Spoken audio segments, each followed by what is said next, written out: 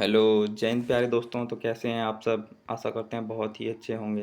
तो आज हम देखने वाले हैं हिस्ट्री मेजर 1 का मोस्ट वीवीआई क्वेश्चन आंसर। आज पूरा सिलेबस कवर करने वाले हैं। चलिए देखते हैं। आप लोग देखिए, यही आप लोग का पहले पैटर्न समझ लिए। आप लोग का एग्ज़ाम कैसे होगा? तो 75 नंबर का एग्ज़ाम होगा यूनिवर्सिटी में, जो 7 मार्च को होना था, लेकिन 12 मार्च को कर दिया है सेकेंड सिटिंग में। आप लोग एक बार देख लीजिएगा। तो 7 मार्च को नहीं होगा, 12 मार्च को होगा। तो फर्स्ट शायद सेकंड सीटिंग है, आप लोग एक बार चेक करके जाइएगा। तो देखिए 75 नंबर कैसे आएगा। 1 मार्क्स का 5 क्वेश्चन आएगा, विदाउट ऑप्शन रहेगा, जिसमें 5 मार्क्स हो जाएगा। 5 मार्क्स यहाँ हो जाएगा और 5 मार्क्स का आएगा 2 क्वेश्चन। तो यहाँ से हो जाता है 10 मार्क्स हो गया। और 15 मार्क्स का आएगा 6 क्वेश्चन। 6 क्वेश्चन आएंगे, लेकिन आपको बनाना कितना है? 4। तो 15 चौका 60 हो गया, 60 10 70 हो गया, 70 5 75। इसी प्रकार आप लोग का पैटर्न रहेगा। तो चलिए, आप लोग आसानी से समझ गए होंगे। चलिए अब आगे बढ़ते हैं। देख लीजिए, आप लोग का सिलेबस है।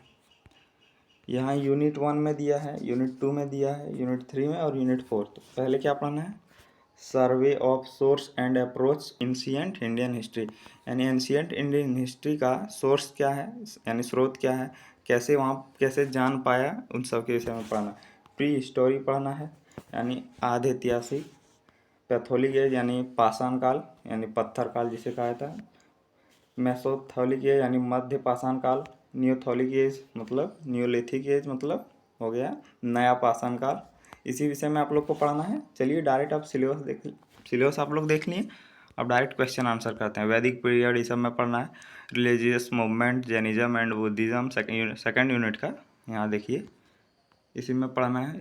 यानी जैन धर्म के बारे में पढ़ना है, बौद्ध धर्म के बारे में पढ़ना है, जनपद महाजनपद के विषय में पढ़ना है, राइज ऑफ मगध के विषय में पढ़ना है, Iran invention and Alexander invention के बारे में पढ़ना है, कॉज एंड डिफेक्ट। चलिए अब देखते हैं। यूनिट 1, यूनिट 2, यूनिट 3 और यूनिट 4 आप लोग का सिलेबस है। तो यहाँ देखिए, मैंने 1 मार्क्स का 25 क्वेश्चन लिया है।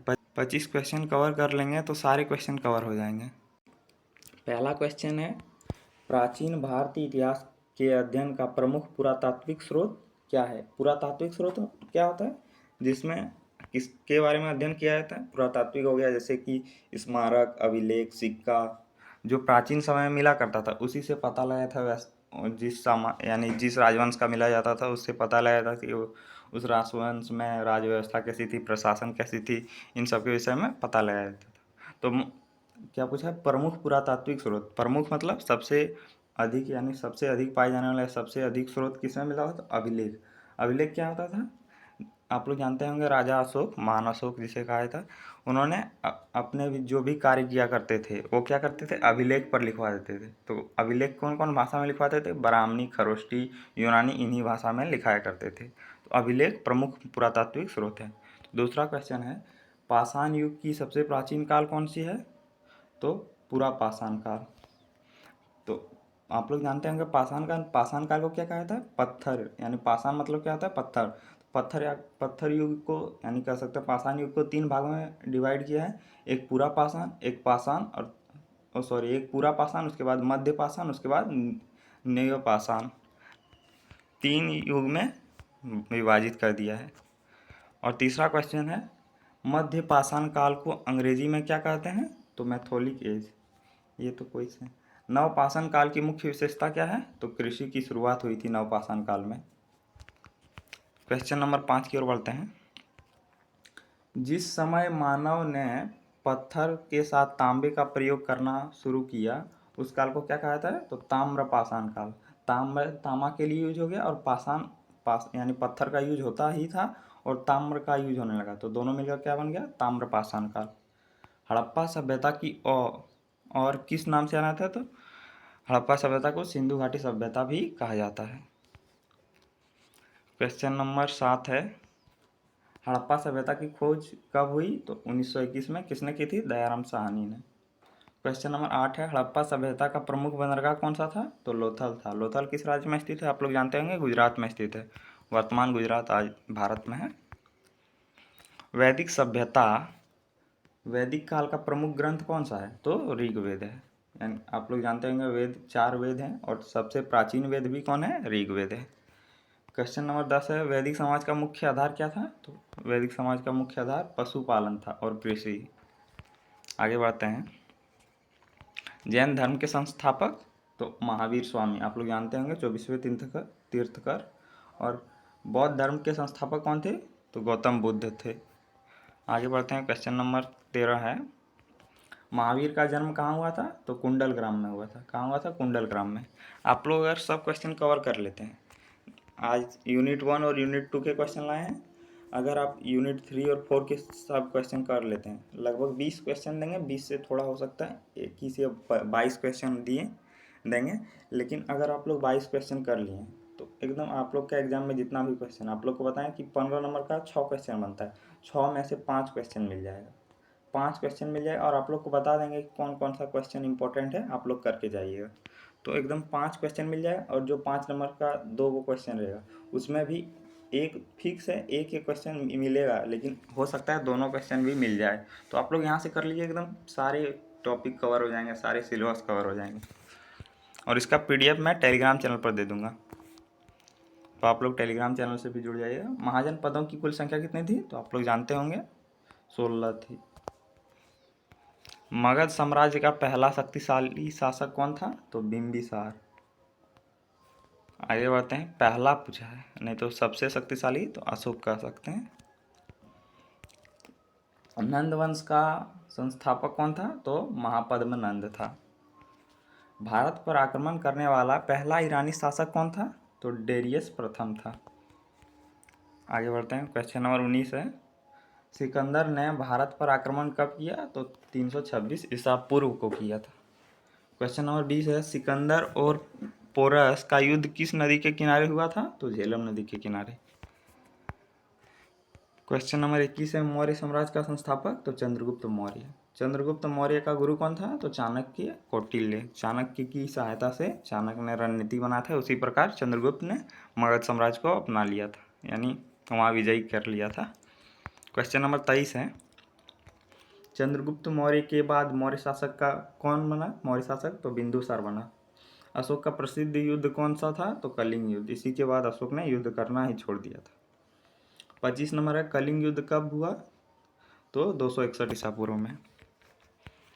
आगे बढ़ते हैं। क्वेश्चन नंबर 26 है, अशोक के शिलालेख किस लिपि में लिखे गए? तो ब्राह्मणी लिपि। शिलालेख या अभिलेख पूछे तो दोनों एक ही है। क्वेश्चन नंबर 27 है, अशोक के धर्म को क्या कहा जाता है? तो धम्म कहा जाता है। मौर्य प्रशासन की प्रमुख ग्रंथ कौन सा है? तो अर्थशास्त्र, जिसे किसने लिखा है? चाणक्य कौटिल्य ने। दोनों एक ही नाम है, चाणक्य को ही कौटिल्य कहा जाता था। मौर्य काल में समाज का मुख्य आधार क्या था? तो वर्ण व्यवस्था था। मौर्य काल में अर्थव्यवस्था का मुख्य आधार क्या था? तो मौर्य काल में भी कृषि और व्यापार था। तो अब लॉन्ग क्वेश्चन आंसर शुरू होते हैं। जैसा कि आप देख सकते हैं, पहला क्वेश्चन है, ये क्वेश्चन आप लोग फिक्स हैं, आप लोग जब देखिए तो प्रीवियस ईयर में भी आया है, यानी 2024-28 सेशन में ये क्वेश्चन आया है। तो क्वेश्चन करके जाना आप लोग को, प्राचीन भारतीय इतिहास के स्रोतों की व्याख्या कीजिए। तो चलिए आंसर की ओर बढ़ते हैं। आप लोग जान लीजिए स्रोत कितने हैं? 3 स्रोत मुख्यतः होते हैं। तो भारतीय प्राचीन इतिहास के 3 मुख्यतः स्रोत कौन कौन होते हैं? एक पूरा तात्विक स्रोत होता है, दूसरा साहित्य स्रोत होता है, और तीसरा विदेशी विवरण, यानी विदेशी यात्री जो भ्रमण के लिए आते थे उन सब का जो किताब, कुछ यात्री किताब लिख के जाते थे, उसी से भारतीय समाज यानी प्राचीन भारतीय इतिहास के बारे में पता चलता है। तो चलिए देखते हैं आंसर। तो आप लोग याद रखिए कि पुरातात्विक, दूसरा साहित्य और तीसरा विदेशी विवरण। चलिए सब पर डिस्कस करते हैं आगे। प्राचीन भारतीय इतिहास को समझने और उसका सही चित्र प्रस्तुत करने के लिए इतिहासकार विभिन्न प्रकार के स्रोतों का उपयोग करते हैं। इतिहास के ये स्रोत हमें ये बताते हैं कि प्राचीन काल में लोगों का जीवन कैसा था, उनकी सामाजिक व्यवस्था कैसी थी, उनकी अर्थव्यवस्था, आगे बढ़ते हैं, उनकी अर्थव्यवस्था किस प्रकार की चलती थी और उनकी धार्मिक तथा सांस्कृतिक मान्यता क्या थी। चूँकि प्राचीन भारत में आधुनिक इतिहास लेखन की परंपरा विकसित नहीं थी, यानी बताना चाहते कि जब प्राचीन था तब वहाँ लेखन की प्रक्रिया नहीं थी, यानी वहाँ लिखित कोई लिखित साक्ष्य नहीं लिखा जाता था। कोई विदेशी ब्राह्मण हो या सिक्के से इन सबसे पता किया जाता था कि वहाँ कैसी व्यवस्था थी। इसलिए इतिहासकारों के विभिन्न प्रकार के प्रमाणों और अवशेषों के आधार पर इतिहास का पुनर्निर्माण आगे बढ़ते हैं पुनर्निर्माण करना पड़ता है।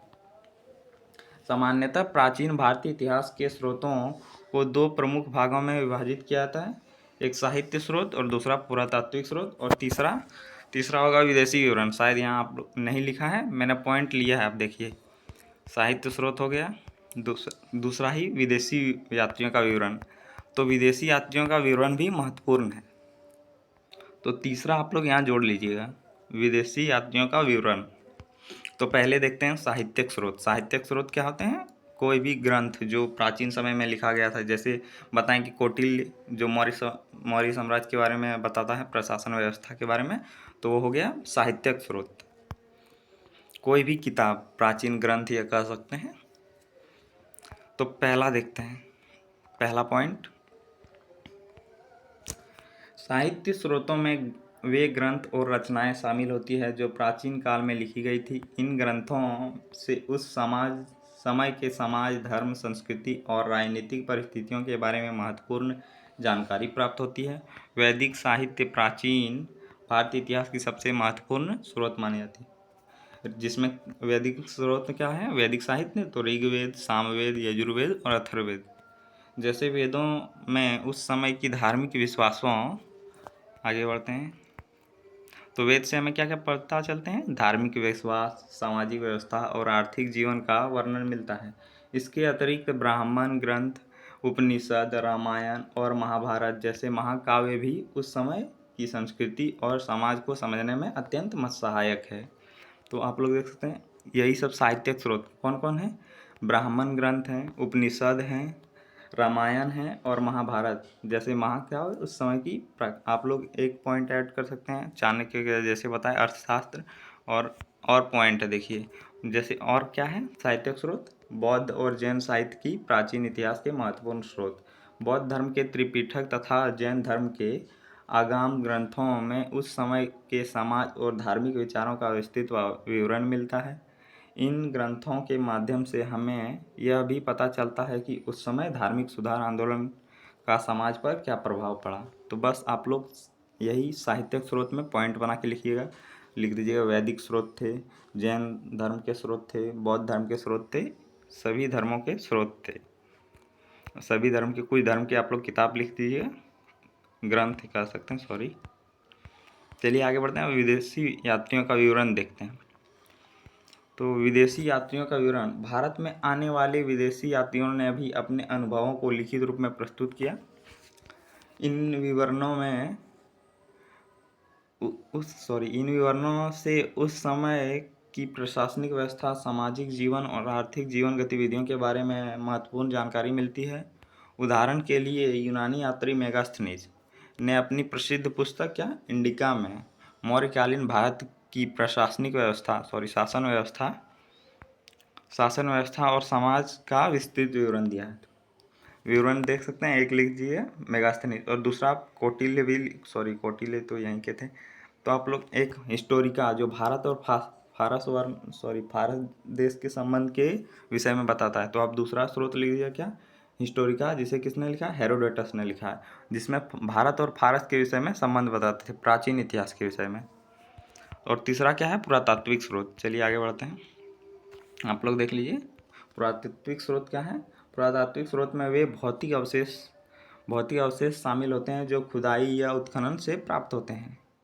इनमें अभिलेख, सिक्के, स्मारक, भवन, मूर्तियाँ और अन्य कलाकृतियाँ शामिल हैं। अभिलेख पत्थरों या स्तंभों पर लिखे हुए लेख होते थे, जिन्हें शासकों की नीतियों और प्रशासनिक व्यवस्था के बारे में जानकारी मिलती है। तो आप लोग को बताएं, राजा अशोक जो था वो क्या करते थे? अभिलेख लिखाया करते थे। तो चलिए अगला पॉइंट की ओर बढ़ते हैं। अशोक के शिलालेख। अशोक के शिलालेख प्राचीन भारतीय इतिहास के अत्यंत महत्वपूर्ण अभिलेख माने जाते हैं। सिक्कों से उस समय की आर्थिक स्थिति और व्यापारिक गतिविधियों के बारे में जानकारी मिलती है। इसके अतिरिक्त मंदिर, स्तूप, महल और अन्य स्थापत्य अवशेष उस समय की कला, वास्तुकला और सांस्कृतिक विकास को दर्शाते हैं। चलिए आगे बढ़ते हैं। इन पुरातात्विक प्रमाणों के माध्यम से इतिहासकार प्राचीन भारत के जीवन के अधिक सटीक चित्रण प्रस्तुत कर पाते हैं। तो आप लोग को पुरातात्विक स्रोत में क्या क्या लिखना है? सिक्का लिखना है, अभिलेख लिखना है, स्मारक यानी कोई जगह जो स्मारक हो, कोई भवन लिखना है, महल, स्मारक में महल तहल कर सकते हैं, और उसी समय की जो भी भौतिक अवशेष जो पाया गया है खुदाई करके, वही सब अवशेष लिखना है। तो आगे बढ़ते हैं। निष्कर्ष में क्या लिख दीजिए लास्ट में आप लोग को निष्कर्ष, अगर 15 नंबर का क्वेश्चन हो तो निष्कर्ष जरूर ऐड कीजिएगा। इस प्रकार साहित्य और पुरातात्विक दोनों प्रकार के स्रोत, एक पॉइंट आप लोग और ऐड कीजिएगा, क्या? विदेशी विवरण इतिहास के अध्ययन में अत्यंत महत्वपूर्ण भूमिका निभाते हैं। इन स्रोतों के आधार पर ही इतिहासकार प्राचीन भारत के सामाजिक, आर्थिक, धार्मिक और राजनीतिक जीवन को वैज्ञानिक अध्ययन कर पाते हैं। वैज्ञानिक। तो चलिए आप लोग देख लीजिए, इसी प्रकार आप लोग पॉइंट में याद रखिएगा। थोड़ा आप लोग निष्कर्ष तो आप लोग याद रख लीजिए, लास्ट में निष्कर्ष आप लोग को अपने से बना के लिख देना है।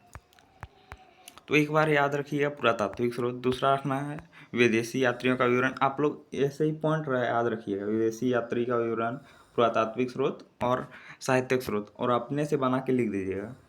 थोड़ा पॉइंट आप याद करके जाइएगा, थोड़ा कुछ याद रहेगा और अपने से लिखने का प्रयास कीजिएगा। चलिए अब क्वेश्चन नंबर 2 की ओर बढ़ते हैं। पाषाण युग, यह भी क्वेश्चन कीजिएगा। हो सकता है कि न्यू पाषाण पूछ ले आप लोग को, मध्य पाषाण पूछ ले या पूरा पाषाण पूछ ले, तो आप लोग यहीं से तीनों पॉइंट कवर हो जाएंगे।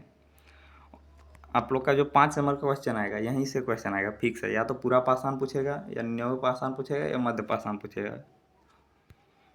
तो देखिए, मानव सभ्यता का विकास का प्रारंभ पाषाण युग से माना जाता है, यानी मानव इतिहास का प्रारंभ किस युग से माना जाता है? पाषाण युग से। इस युग में मनुष्य मुख्य रूप से पत्थर के बने औजारों का उपयोग करता था, इसीलिए इसे, चलिए आगे बढ़ लेते, इसलिए इसे पाषाण युग, पत्थर के उपयोग करने के कारण ही इसे पाषाण युग कहा जाता है। इस काल में मानव जीवन के विकास की प्रारंभिक अवस्था को दर्शाता है।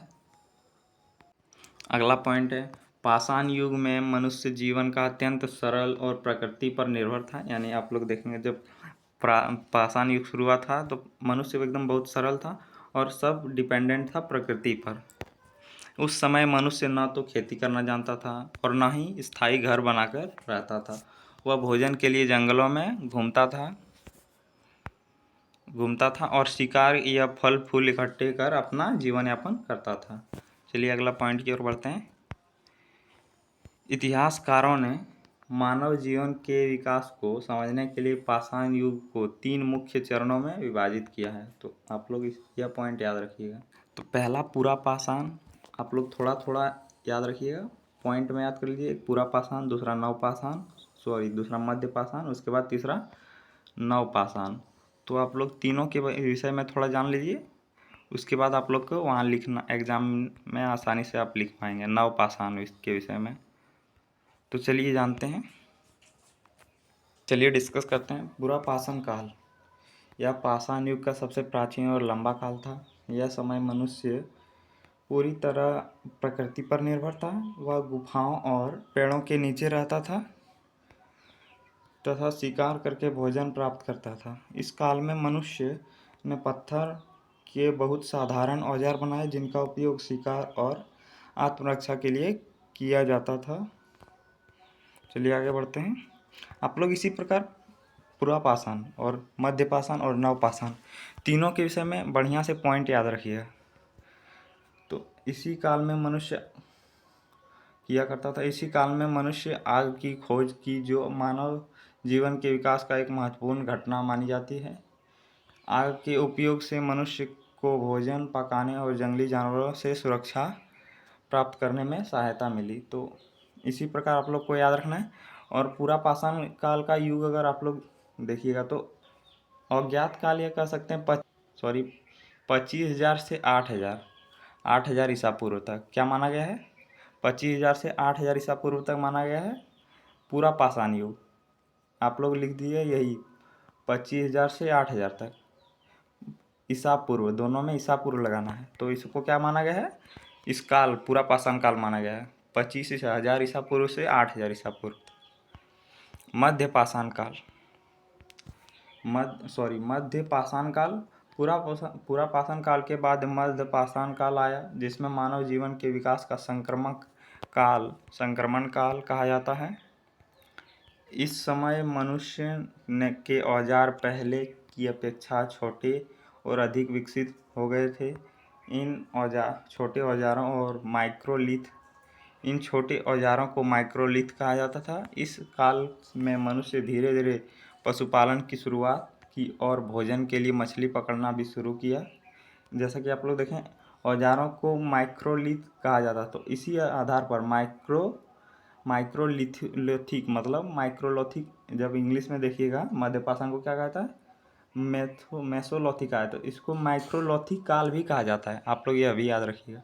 जीवन शैली में कुछ परिवर्तन देखने को मिला। मनुष्य ने छोटे छोटे समूहों में रहना प्रारंभ किया।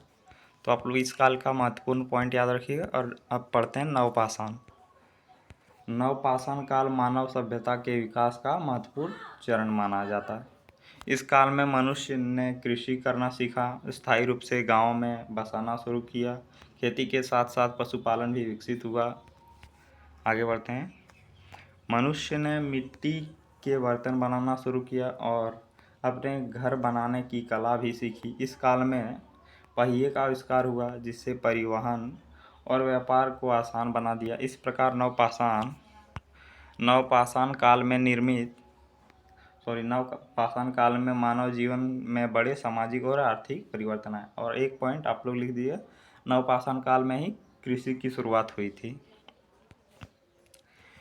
लास्ट निष्कर्ष है, इस प्रकार पाषाण युग मानव सभ्यता के विकास की प्रारंभिक अवस्था को दर्शाता है। पूरा पाषाण से नवपाषाण काल तक मनुष्य ने धीरे धीरे शिकार जीवन से कृषि और स्थायी जीवन की ओर महत्वपूर्ण प्रगति की।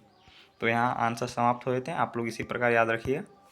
आप लोग देखिए, हड़प्पा सभ्यता के विषय में पढ़ना आप लोग को, तो आप लोग देखिए पढ़ लीजिएगा। अभी तो थोड़ा आप लोग देखते हैं, बार मैं वीडियो पॉज कर रहा हूँ, तो आप लोग थोड़ा कर लीजिए। एक काम है, अगली बार आप लोग को प्रोवाइड कर दूंगा यूनिट 3 और यूनिट 4। आप लोग देख लीजिए, यहाँ क्वेश्चन है 4 हो गया। ये वैदिक कालीन के बारे में पढ़ना है। वैदिक कालीन से पढ़ लीजिएगा, वैदिक काल फिक्स से पूछा जाएगा। हड़प्पा सभ्यता के पतन के कारण 5 नंबर। अब यहाँ यूनिट 2 शुरू हुए थे। यूनिट 2 जैन धर्म बौद्ध धर्म आप लोग को बताएं तो सिलेबस है, तो वो क्वेश्चन, उसके क्वेश्चन आंसर देख सकते हैं आप। यहाँ रहा, बौद्ध धर्म के उदय, उसके प्रमुख सिद्धांतों की व्याख्या कीजिए। 2 नंबर क्वेश्चन हो गया। 3 नंबर महाजन पद भी था, उसके विषय में देख लीजिए। 4 नंबर क्वेश्चन है भारत पर फारसी आक्रमण। आप लोग बस बोलते हैं 20 क्वेश्चन कर लीजिए, आप लोग एकदम सब क्वेश्चन लिख पाएंगे, जितना भी आप लोग के एग्जाम में क्वेश्चन बनेगा। और पहला नंबर जो बताएं, प्राचीन भारतीय इतिहास का स्रोत, वो क्वेश्चन फिक्स है 5 नंबर या 15 नंबर में फिक्स आएगा। आप लोग वो क्वेश्चन एकदम भूलिएगा मत, वो क्वेश्चन करके ही जाइएगा। भारत में सिकंदर आक्रमण की व्याख्या। तो चलिए, आप लोग इसका PDF कहाँ मिल जाएगा, इसका PDF मिल जाएगा टेलीग्राम पर, और टेलीग्राम का लिंक रहेगा कमेंट में पिन रहेगा, वहाँ से आप जुड़ जाइए टेलीग्राम पर। PDF मिलेगा और वहीं से आप डाउनलोड कर लीजिएगा। तो चलिए मिलते हैं अगले वीडियो में। जय हिंद।